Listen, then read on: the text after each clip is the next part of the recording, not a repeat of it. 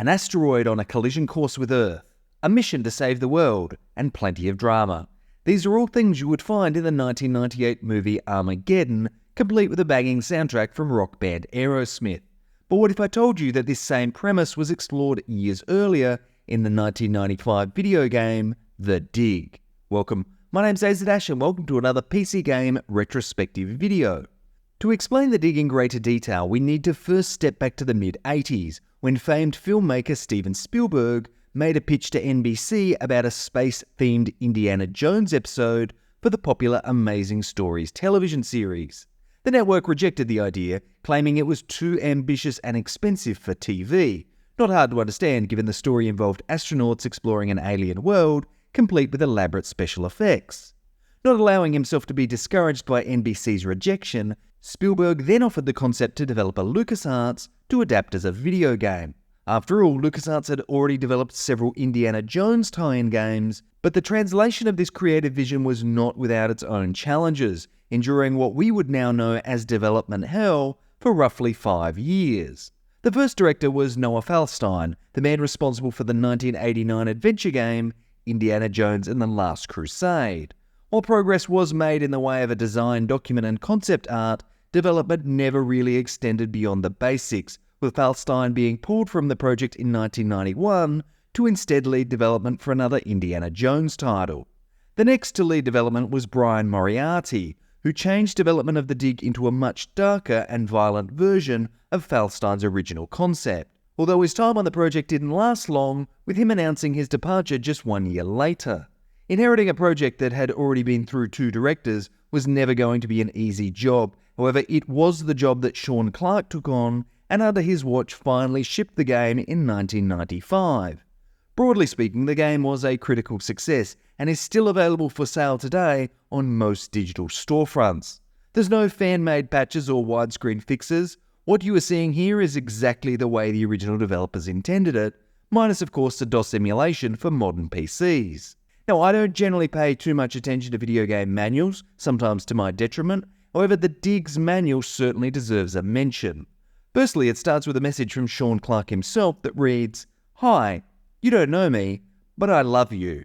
What continues on is a heartfelt thank you for purchasing the game, as well as a little bit of background on how the development team strived to make the game the best it could be, with particular mention to not using off-the-shelf sound effects and instead working hard to create a very thematic soundscape, as well as the work put into the animation to create realistic highlights and shadows. There's another part on the game's design philosophy, and one sentence in particular really stands out. "We think you'd prefer to solve the game's mysteries by exploring and discovering, not by dying 1,000 deaths."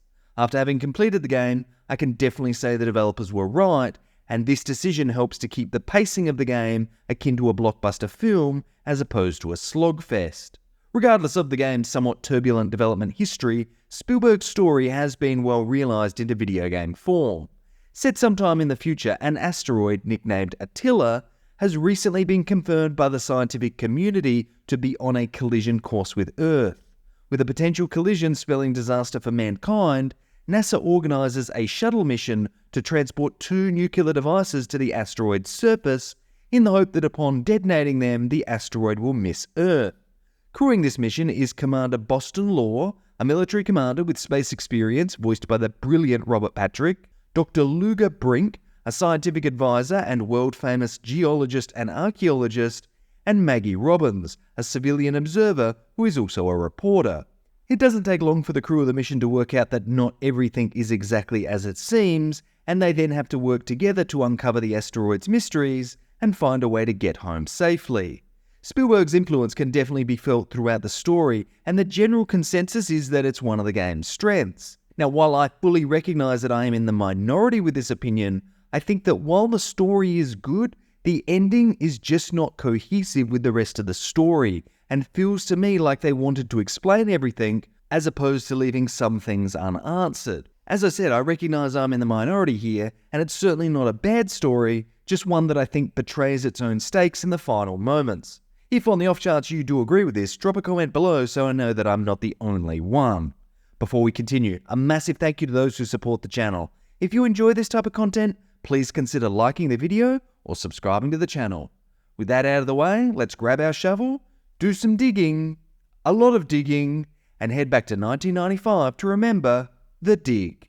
The Dig, while technically a point-and-click adventure, has a lot of things in common with a graphic novel, in the sense that there is only one real path the player can follow, and that there's no way to really fail or die in any part of the story, at least none that I ever found.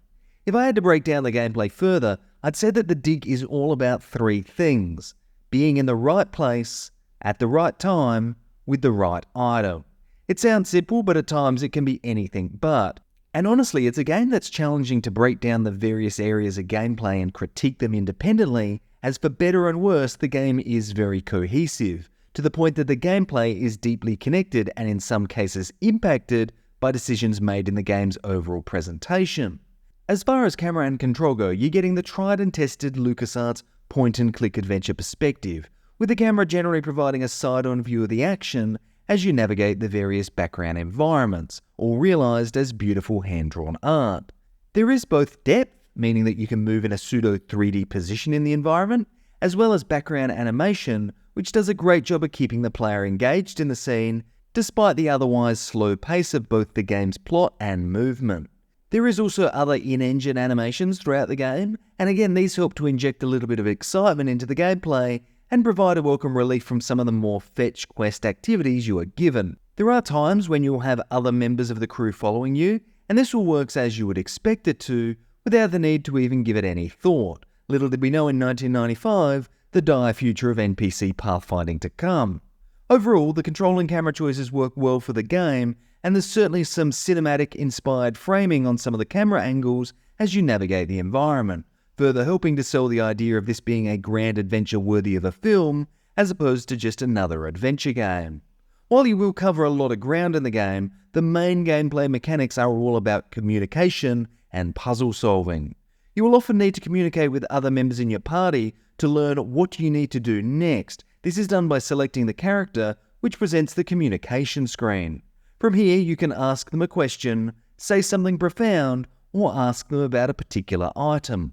Very often, other party members will have important information to share, which will help the player to understand how to line up those three pillars I mentioned: being in the right place, at the right time, with the right item.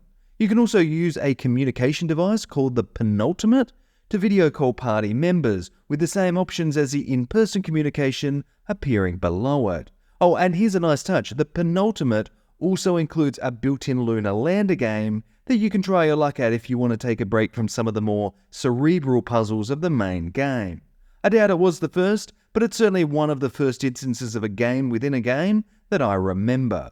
Throughout the game, you will come across a lot of items which you need to collect, with pretty much every one serving some type of purpose throughout the game. Sometimes items are needed to solve puzzles, other times you need to use items to progress the story, but overall you'll be spending a lot of time in the item screen. From here you can examine items in more detail, revealing either physical information or exposition about what purpose the item could serve. Like with the communication, you really need to examine every single item to understand just how they might fit into the game world and aid in overall progression. The main reason for needing to examine everything becomes very apparent when you encounter the game's many puzzles. Now, I will give credit here, the game's difficulty certainly ramps, with some of the earliest puzzles being fairly pedestrian by most standards. However, once you are an hour or so into the game, the overall difficulty increases quite dramatically, to the extent that in one case, where if you don't listen to a particular reply from another party member, you could be wandering for a long time with no clue on how to even reach the next puzzle. There was no puzzle I couldn't complete, however there were several which took a fair bit of trial and error to solve. There's a section about midway through the game where you need to reassemble a skeleton, and honestly this is one of the game's most challenging puzzles, because the game gives you the bare minimum to solve it and instead relies on your memory, or in my case smartphone camera, to recall the information needed to solve it. And this brings to light a theme that I think can both be a good or bad thing depending on your perspective, and that is obscurity.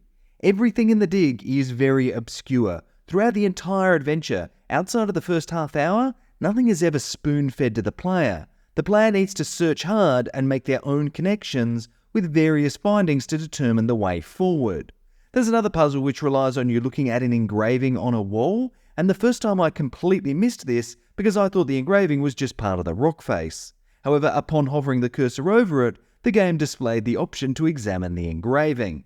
If this sounds like the type of puzzle design you like, then you will love The Dig because it includes a lot of this. However, for me, I found it was a little too obscure too often, which saw me spending a lot of time walking between screens and tracing my mouse over the entire screen, just in case there's something not obvious to interact with, an activity which arguably hurt the overall pacing. On balance, for a game released in 1995, the gameplay does hold up. However, it requires one's expectations to be tempered when comparing it to modern point-and-click adventures. The Dig is about a 10-hour adventure, however once you understand the solutions to the puzzles, it could probably be completed in half of this, which is arguably one of the reasons why the developers probably opted for this more challenging design, so not to have players blaze through it in a single sitting. While the game uses LucasArts' Scum engine, which had been used in other titles, The Dig certainly has an aesthetic that sets itself apart from other Scum games. A big part of this is not only the hand-drawn backgrounds, but the animations within them. There's also some pre-rendered 3D cutscenes in the game, which again help to create a unique identity for the game. An identity that has aged remarkably well for a game that's more than 30 years old. Perhaps the only blemish on the presentation is the very bare-bones menu system. What's here is very basic, and honestly looks a little out of place given the level of care shown to the main game. I suspect that there may have been some compromises required to hit the eventual release date, and I suspect that the menu was one of them. The game's sound design is excellent. Not only do you get an incredible cast of voice actors who bring the 2D characters to life, but you get a very immersive ambient soundscape, which in some cases provides hints to the game's puzzles. This is no longer a space expedition, Lo. This is an archaeological dig. Therefore, I am the obvious leader. Fine. Whenever we need to dig something up, you can use the shovel. In the meantime, our first business is to survive. Our second task is to get home. We need to work together, and I'm still the commander of this mission. This is all capped off by an amazing soundtrack, which wouldn't sound out of place in a Hollywood blockbuster. Honestly, the sound design in The Dig is exceptional, and would comfortably give many modern games a run for their money based on creative direction and overall execution. While I wouldn't consider The Dig an essential title in PC gaming history, it would certainly be close. In 1995, there were not many games which felt like they unfolded like a movie. However, with the Spielberg influence, all-star voice acting, and cinematic shots, The Dig certainly feels like a big screen experience. In fact, I'd go as far to say that the game is at its strongest when it's pretending to be a movie. I've thought about this a lot since completing the game, but I am pretty sure that if you removed every puzzle from the game and made it a pure graphic novel, with communication as the only gate for progression, I would have not only still enjoyed the experience, but at times, I may have even enjoyed it more. When I think about games getting remasters or remakes, I think about what could be added or changed. However, in the case of The Dig, I'm not sure what delivering higher fidelity graphics would actually add to the game. The game's soul is largely within its voice acting, and while high fidelity graphics or even modified controls might not harm the experience, I just can't see a way in which they would add to it. Regardless, as long as the game is still available on digital storefronts, it does offer the ability for new players to jump in and experience what is without a doubt a very solid gaming experience. It's definitely not a game for everyone, but for those who do like the genre, you're going to have a good time. But that's enough from me. Do you agree or disagree with my opinions? Let me know down in the comments below. And as always, thanks for watching.